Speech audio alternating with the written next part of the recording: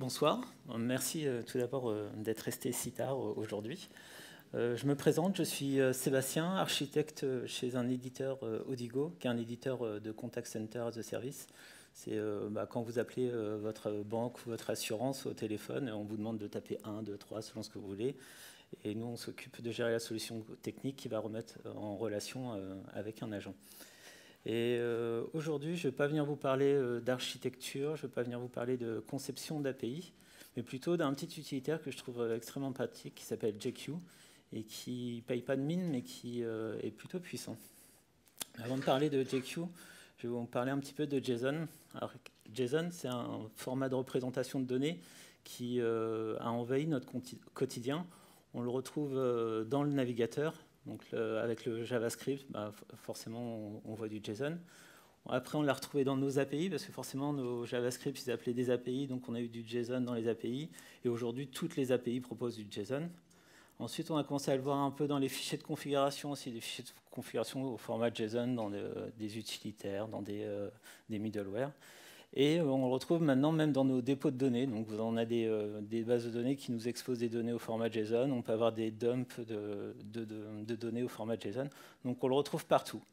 Donc le format JSON est devenu assez populaire parce que je pense à cause du JavaScript qui est devenu populaire, mais aussi parce que c'est un format de représentation qui est plutôt simple. Et enfin simple, surtout lisible par des humains. Alors quand on dit lisible par des humains, ça dépend parce qu'en fait dans la vraie vie, quand on reçoit un document JSON, ça ressemble plutôt à ça. C'est un amas de données, un flux de données compacté et on ne sait pas trop quoi en faire. Et si par exemple là tout de suite je vous demande de trouver où est Yoda dans ce flux de données, ça ne va pas être simple. Et même si je vous montre où est-ce qu'il est, vous n'êtes pas capable de me dire comment on peut accéder à cette donnée-là. Alors jusqu'à présent, comment on faisait pour extraire des données d'un document JSON? Personnellement, j'utilisais sed, awk ou grep. C'est super moche. J'étais content, ça a marché sur le moment, ça m'a sauvé plusieurs fois. Mais il faut avouer que ce n'est pas les outils adaptés pour extraire des informations dans un document JSON. Alors ce qui est bien sous Unix, en tout cas dans la philosophie GNU, c'est qu'on dit qu'un outil fait une seule tâche, mais elle la fait plutôt bien. Et donc si on regarde du côté de GNU, qu'est-ce qu'on a comme outil pour manipuler des documents? Donc, par exemple, vous avez XML Starlet qui permet de faire des requêtes XPath sur vos documents XML et qui permettent d'extraire des informations ou de les modifier. Donc c'est assez pratique. Pour le HTML, on a Pop qui permet de faire la même chose avec des CSS queries. Et pour le JSON, maintenant on a JQ qui permet de le faire avec des expressions qui ressemblent un peu à du JSON Pass, mais on va voir que c'est un peu plus avancé. Et si on vous oblige à faire du YAML ou si par hasard vous rencontrez un fan de YAML, il faut savoir qu'il y a YQ qui existe et qui a la même syntaxe que JQ. Alors JQ, c'est un projet qui commence à avoir un peu de maturité. La version 1.1 est sortie en 2015. Là, on est en version 1.6 qui est sortie fin 2018. Donc, on voit qu'il y a des mises à jour régulières.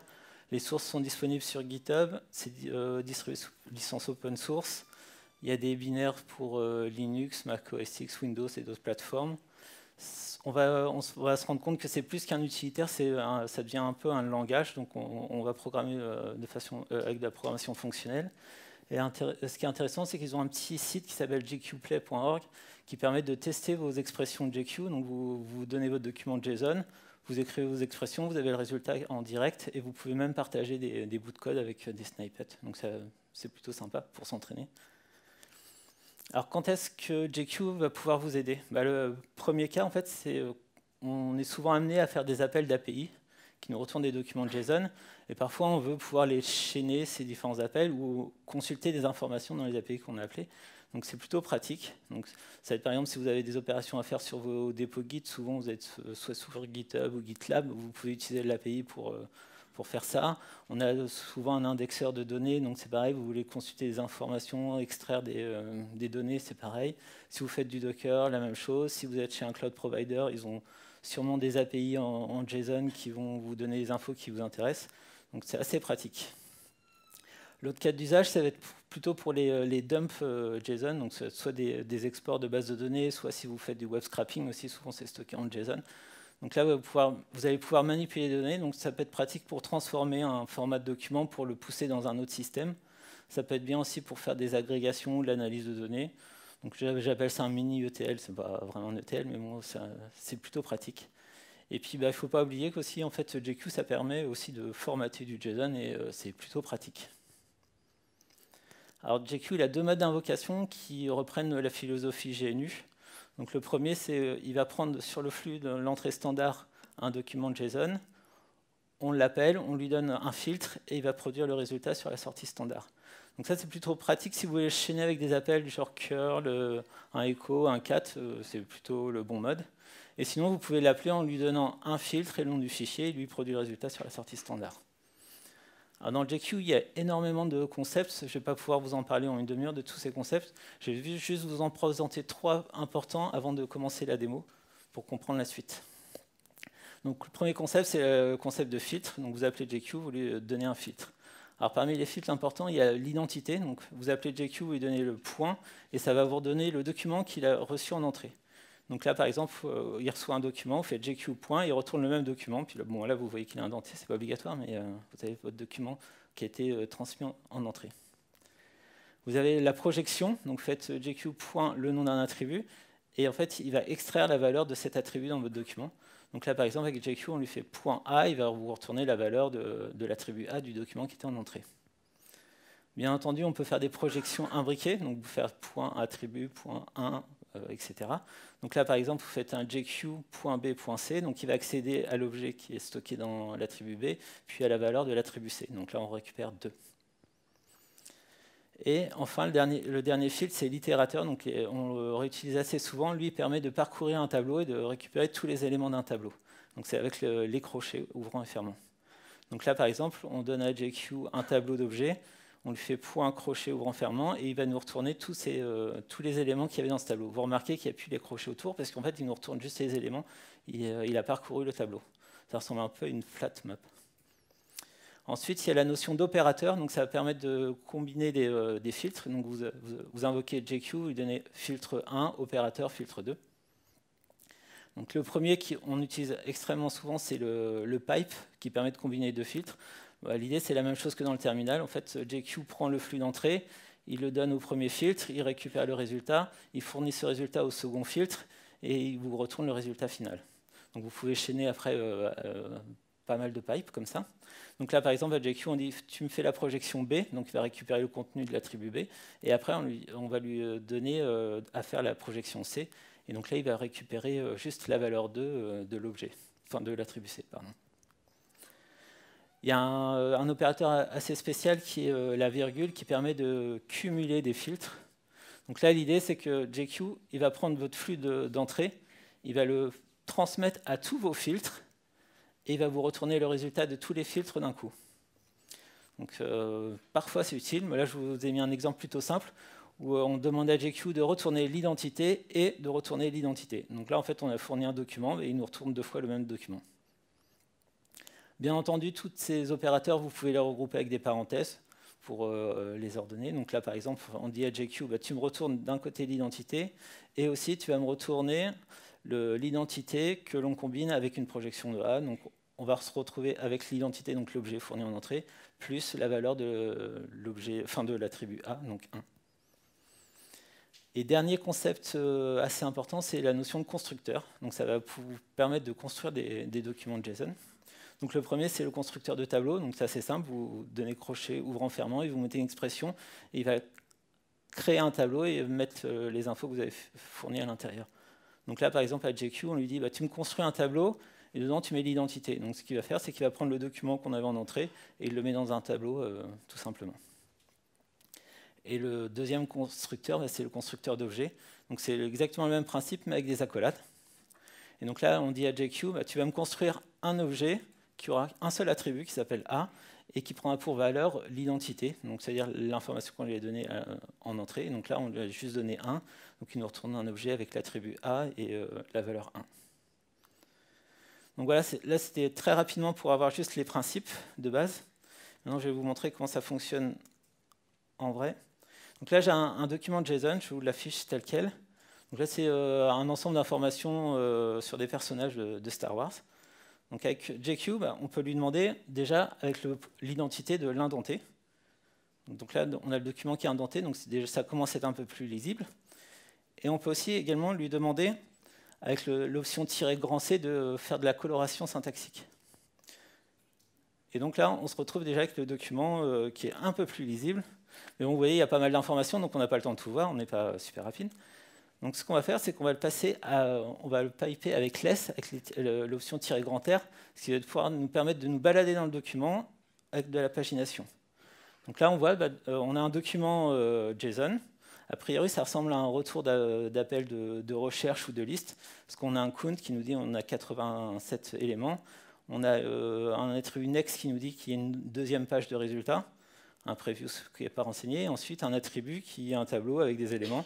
On voit que le premier élément, c'est Luke Skywalker, et si on descend, on voit différentes informations, et après on tombe sur ces 3 PO. Vous voyez, on peut revenir en arrière. Donc là, on se balade, c'est plutôt pratique. Après, si vous voulez récupérer par exemple la valeur du count qu'il y avait dans votre API, vous faites juste la projection .count et on récupère la valeur qui était de 87. Si par exemple vous voulez récupérer la page suivante, vous allez utiliser JQ, faire un .next pour récupérer la valeur qu'il y avait dans next. Donc là, on voit qu'on récupère l'URL. Bon, elle est entre quotes, donc enfin double quote, pardon, donc c'est pas forcément pratique. Donc avec JQ, vous pouvez utiliser l'option "-R qui permet de retourner la donnée brute. Et donc là, ça enlève les doubles quotes. Et il y a aussi une notion dans JQ d'échappement. Donc il y a différents types d'échappement, mais par exemple pour du shell, ça peut être pratique de stocker le résultat de JQ dans une variable shell. Donc pour cela, on va combiner avec @shell, @sh, pardon, pour le stocker dans une variable, et il va échapper tous les caractères qu'il faut. Bon, là, il n'y en a pas, mais il met au moins entre simples quotes la valeur. Ensuite, donc, en fait, là, j'ai fait une petite moulinette qui a parcouru toutes les pages, qui a tout mis dans un seul gros document JSON, qui s'appelle full.json. Donc là, c'est assez gros. Et puis j'ai parcouru les liens hypermédias, mais bon, c'est pas très intéressant. Et j'ai fait un petit alias CJ qui permet de faire l'afficher pour que ce soit plus compact pour les commandes. Donc là, si vous voyez, on a le document JSON que j'ai créé. Donc là, c'est un tableau qui reprend tous les personnages. Donc on retrouve Luke Skywalker, d'où est-ce qu'il vient, tous les films où il apparaît, son espèce, et puis après on passe à ces 3 PO, etc. Donc, toujours ces petites erreurs, je n'ai pas trouvé. Alors, quand j'ai un document JSON où j'ai une liste d'éléments, moi, ce que j'aime bien, c'est déjà regarder le premier élément, à quoi il ressemble. Donc, pour cela, j'ai utilisé le point crochet 0, et ça me permet d'accéder juste à cet élément-là. Donc là, je fais ça. Donc, on voit que ce premier élément, c'est Luke Skywalker, donc c'est celui qu'on a vu au début, et on a toutes les infos dessus.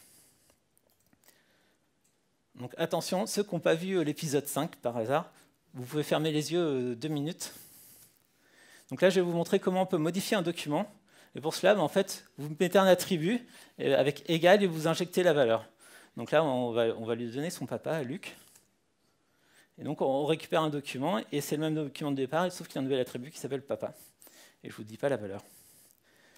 On peut également supprimer un attribut, donc c'est avec la fonction del, et on lui donne le chemin à la JSON pass pour dire quel attribut on veut supprimer. Donc là, on va enlever son espèce, par exemple. Et donc là, on se retrouve, l'espèce a disparu. Donc c'est bon, vous pouvez rouvrir les yeux, ceux qui avaient les yeux fermés. Tout à l'heure, je vous ai parlé des constructeurs. Donc là, par exemple, on est sur l'objet de Luc, et on va vouloir créer un objet JSON qui contient juste son nom. Donc là, on va créer avec les accolades. On met name, 2 points, et puis le chemin pour récupérer la valeur. Donc là, on a le Luc, tout simplement, avec son name. Et il y a un petit raccourci qui permet d'éviter de faire toute cette syntaxe. Vous mettez directement le nom de l'attribut sans le point, et en fait, il va vous créer un attribut avec le même nom que dans le document d'origine et avec la bonne valeur. Donc là, vous vous retrouvez avec le name et son genre. Ensuite, on va rajouter la couleur des yeux de Luc. Alors là, JQ, il n'aime pas parce qu'en fait, dans le nom de votre attribut, il y a un tiret, et pour lui, c'est l'opérateur moins, et donc ça ne lui plaît pas. Donc en fait, il faut mettre le nom de l'attribut entre double quotes, et là, ça fonctionne beaucoup mieux.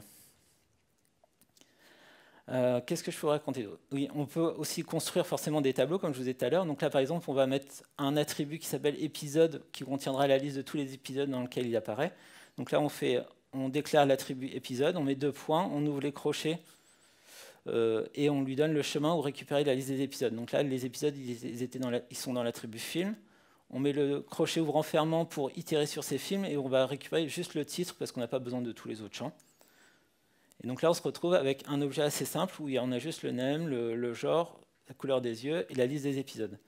Alors là, les épisodes, ils ne sont pas dans l'ordre d'apparition, donc on se dit que ce serait peut-être bien de le trier, ça. Et c'est assez facile à faire avec JQ.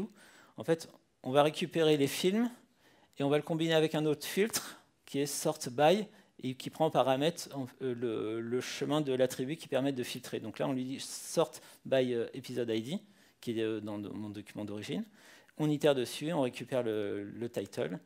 Et donc là, on se retrouve avec les épisodes tirés, bien ordonnés. Pardon. On peut transformer notre document JSON en CSV, c'est assez simple, avec l'échappement @CSV. Il faut juste savoir que l'échappement @CSV, il prend en entrée un tableau. Donc c'est pour ça que là, j'utilise plus les accolades, mais le crochet ouvrant-fermant. Et on donne la liste des champs qui apparaissent dans le document CSV. Pardon. Donc là, on se retrouve avec un CSV avec juste nos deux attributs name et gender. Et jusqu'à présent, on travaillait juste sur le premier élément de notre tableau, mais on peut prendre juste une fenêtre de ce tableau. Donc là, par exemple, je fais un slice de 0 à 5. Donc le 0 est compris et le 5 est exclu. Donc ça va nous permettre de récupérer les 5 premiers éléments de notre tableau d'origine. Donc là, on se retrouve avec notre fichier CSV avec les 5 premières lignes du JSON.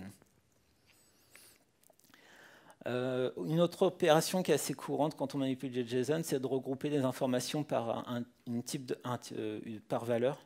Donc là, par exemple, on va essayer de regrouper par genre des personnages. Donc là, on appelle la fonction groupBy qui prend en entrée le chemin de l'attribut sur lequel on va faire le groupBy, donc ici gender. On itère dessus, donc ça va nous récupérer une liste de gender. Et là, on va construire un objet, donc c'est pour ça qu'il y a les accolades ouvrants. On met gender et on récupère la valeur du premier objet qu'il y a dans la liste.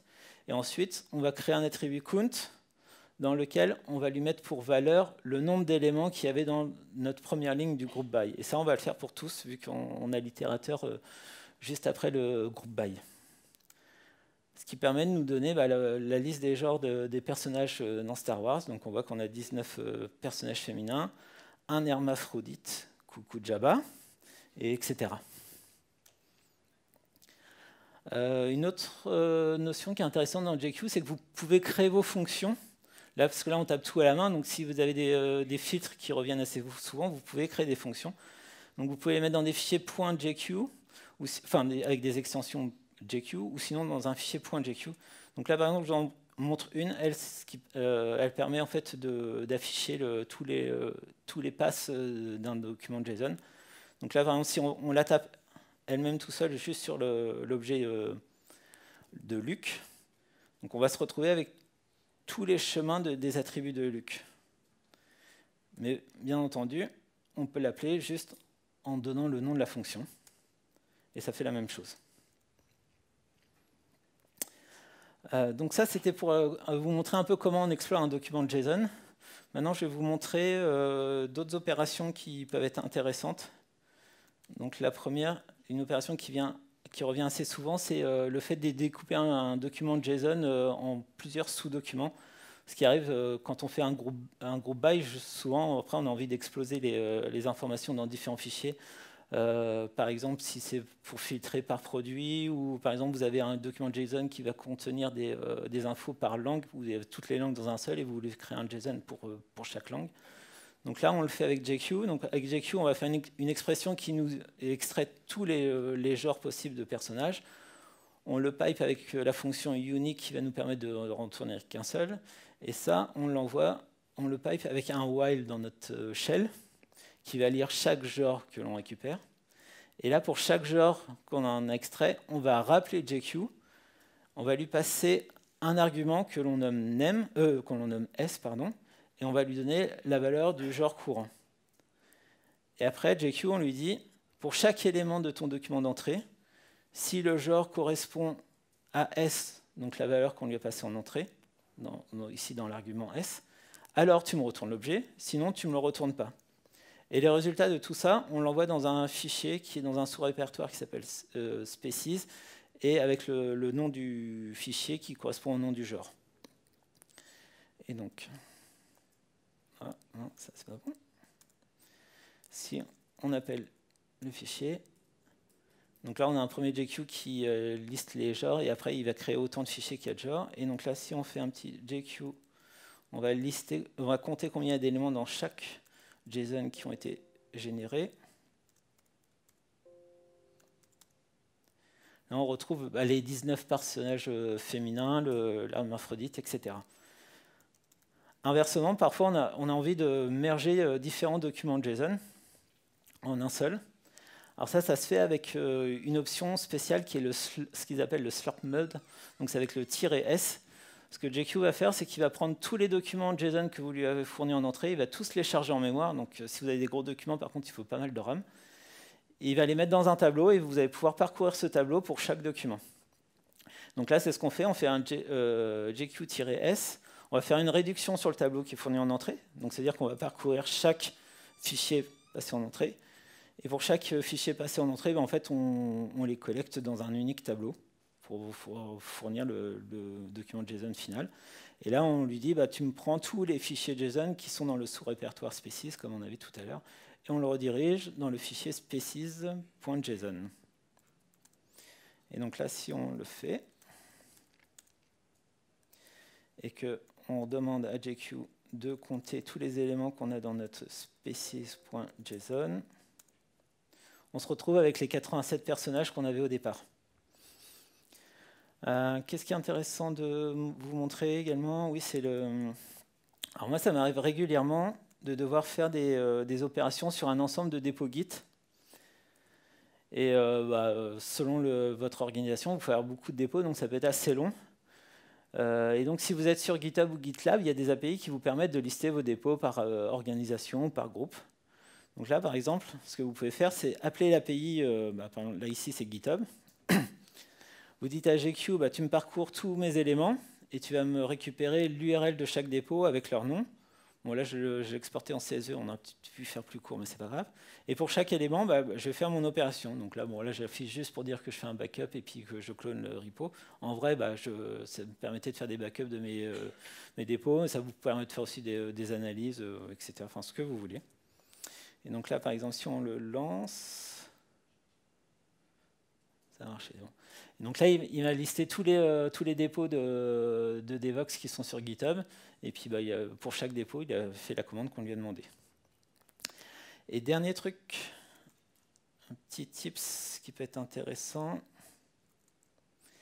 c'est sur des diffs.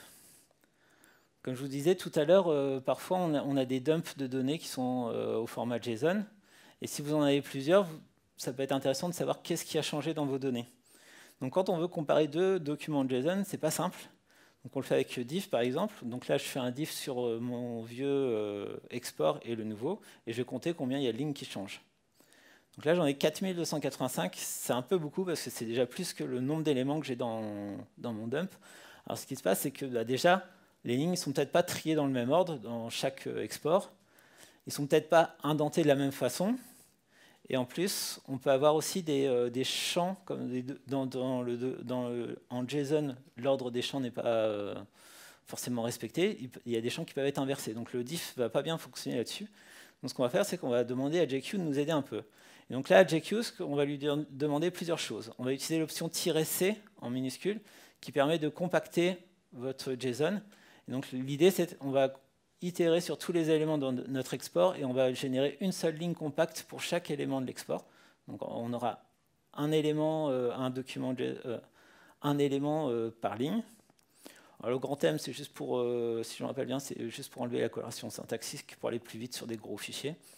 Et le "-s", ça permet de trier tous les attributs de votre document JSON pour qu'ils soient tous dans le même ordre. Donc là, on va le faire on trie sur le vieux backup, on va le faire sur le nouveau backup aussi. Et maintenant, on va faire un diff sur ces nouveaux backups qui ont été ordonnés. Et là, on n'a plus que 4 différences. Donc déjà, ça commence à être un peu mieux. Si on regarde ces 4 différences, ce qu'on voit, c'est que A priori, on a l'attribut classification qui a changé de valeur, sûrement un typo. Et après, on a l'épisode 2 qui devient épisode 3, l'épisode 3 qui devient épisode 2. Là, on sent qu'il y a peut-être une inversion dans un tableau de valeurs où ils ont peut-être changé d'ordre. Et après, on est encore sur... Mince. Hop. Et c'est tout. Voilà. Hop. Donc, ce que je vais faire là, c'est que je vais demander à JQ de refaire la même opération que tout à l'heure. Par contre, je vais lui dire, bah, mon attribut film qui contenait tous les épisodes où apparaissait un personnage, tu vas me le trier et tu me le tries par son titre pour être sûr que dans chaque document JSON, eh ben, on a toujours le même tri. Et j'en profite également pour trier toutes mes lignes pour dire bah, tu vas me les trier par ordre alphabétique des noms de mes personnages pour être sûr que chaque ligne sont triées dans le même ordre. Donc je le fais sur le vieux backup, je le fais sur le nouveau backup. Et maintenant je vais faire un diff sur ces deux nouveaux backups qui sont triés. Donc là, on a trié les attributs, on a tout compacté sur une ligne, on a trié l'ordre des lignes et aussi les ordres des tableaux. Et donc là, on n'a plus que deux différences. Et si on regarde les différences qu'il y a dans ces deux dumps, et bien là, on retrouve que deux typos qui ont été corrigés. Donc là, on se retrouve vraiment avec un résultat final qui semble acceptable. Donc c'est assez pratique quand on a des gros volumes de données et qu'on veut voir ce qui change. Donc là, dans la rapide démo, ce que j'ai pu vous montrer, c'était les fonctions, les échappements aussi en plus. Il y a plein d'autres notions, c'est vraiment vaste. Il y a beaucoup de choses qu'on peut faire avec JQ. Si vous voulez aller plus loin, il faut savoir que JQ, ça ressemble au final un peu à un langage. Et donc, il commence à y avoir des bibliothèques pour vos langages pour exécuter des expressions de JQ en Java, par exemple, en Node, etc. Donc ça peut être intéressant. Il y a des petits outils qui existent, par exemple pour exposer un serveur web qui va faire des opérations de JQ sur du JSON sous forme d'API. Il y a des parseurs. Il y a même un gestionnaire de package qui permet d'installer des fonctions de JQ si vous avez besoin d'installer des fonctions de JQ. Il y a pas mal de sites qui listent un peu des recettes toutes faites pour faire des traitements sur des documents de JSON qui sont assez courants. Donc c'est assez intéressant. Moi, ce que j'ai aimé dans JQ, c'est que déjà, c'est un peu la philosophie Unix, un outil très simple qui permet de faire des choses très très bien, mais une seule chose. Le langage, les expressions que vous lui donnez sont assez compactes, sont plutôt expressives. Moi, je trouve ça assez simple. Et puis, ça m'a obligé de faire un peu plus de programmation fonctionnelle, donc c'était plutôt bien. Je vous remercie pour votre attention et merci.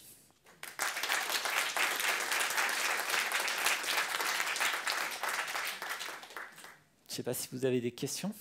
Oui. Est-ce qu'on peut faire des filtres sur les valeurs des attributs? Oui. Les personnages qui ont joué dans le film. Ouais, c'est ça. Oui, tu peux. En fait, il y a un opérateur par exemple qui s'appelle content qui permet de tester si une valeur, si ça contient la valeur. Tu peux faire l'opérateur égal aussi. Et tu as une fonction qui revient assez souvent, qu'on utilise assez souvent, qui est select, qui permet de sélectionner des éléments et tu lui fournis une expression. Donc, pour chaque élément qui matche cette expression-là, ça te permet d'extraire ce document. Il y a énormément de fonctions qui sont fournies. Je ne sais plus, si je vais le tester, puis je vais me déchirer, mais on va l'essayer quand même. JQ.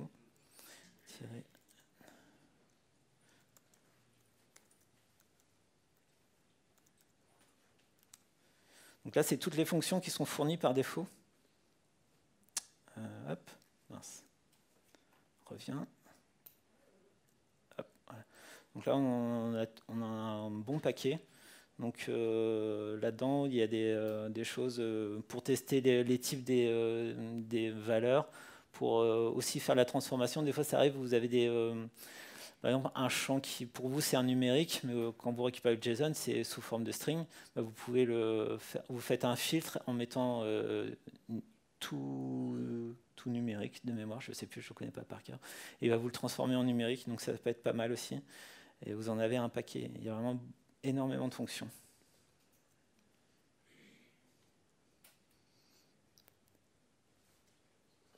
D'autres questions? Je vous remercie de votre attention.